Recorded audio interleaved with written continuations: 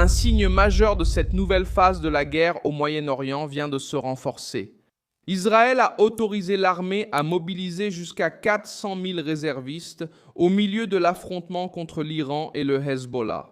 Ce chiffre attire l'attention, mais il y a un détail décisif. L'armée elle-même a déclaré que ce chiffre représente un plafond d'urgence, créé pour offrir de la flexibilité selon les besoins sur le champ de bataille.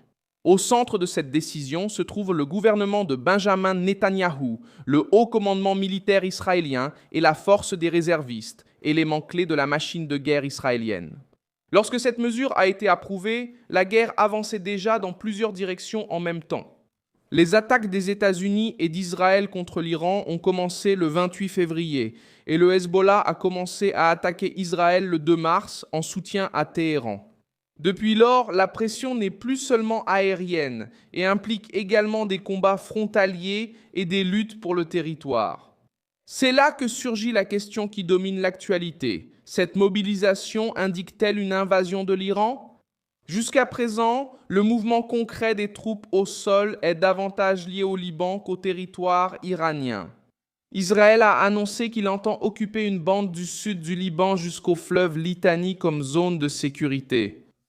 Une zone qui correspond à près d'un dixième du territoire libanais. L'Associated Press a rapporté qu'elle qualifie déjà cette opération d'invasion, parce que des milliers de soldats israéliens ont franchi la frontière, et les combats au sol durent déjà depuis au moins 3 semaines. Où l'Iran entre-t-il dans cette équation ? Il entre comme l'autre grand front de la guerre. Ce vendredi, Israël a de nouveau frappé des installations liées au programme nucléaire iranien. L'Associated Press a rapporté qu'un complexe d'eau lourde à Arak et une unité de production de concentré d'uranium appelée Yellow Cake à Yazd ont été attaqués. Quelques heures après qu'Israël a averti qu'il allait intensifier et élargir la campagne contre Téhéran. Autrement dit, l'affrontement avec l'Iran reste dur et croissant, mais sous la forme de bombardements, de missiles et d'attaques contre des infrastructures stratégiques, et non comme une annonce officielle d'une intervention terrestre. À Paris, Marco Rubio a affirmé que les objectifs militaires contre l'Iran pouvaient être atteints sans troupes au sol et que l'opération devrait durer des semaines, pas des mois. Pourquoi, alors, ouvrir la possibilité de mobiliser jusqu'à 400 000 réservistes ? Parce qu'Israël veut assez d'effectifs militaires pour soutenir une guerre prolongée dans différents scénarios. En même temps, des attaques contre l'Iran, des combats avec le Hezbollah, l'occupation du sud du Liban, la défense de son propre territoire et de nouvelles menaces régionales. Ce plafond de mobilisation fonctionne comme une assurance en temps de guerre. Il donne au commandement militaire la liberté d'augmenter rapidement les effectifs. Si le conflit échappe encore plus au contrôle, le poids de cette décision va bien au-delà des frontières d'Israël.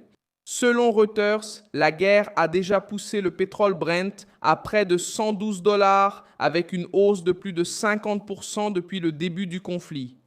Et l'interruption dans le détroit d'Ormuz continue de bouleverser l'énergie, les transports et les marchés dans le monde entier. C'est pourquoi cette mobilisation fait si peur.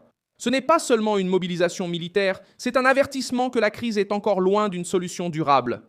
Ce qui existe de manière claire et prouvée, c'est un saut militaire d'une importance énorme, une autorisation de mobiliser jusqu'à 400 000 réservistes, une invasion déjà reconnue par la presse internationale dans le sud du Liban et une campagne aérienne de plus en plus agressive contre des cibles iraniennes.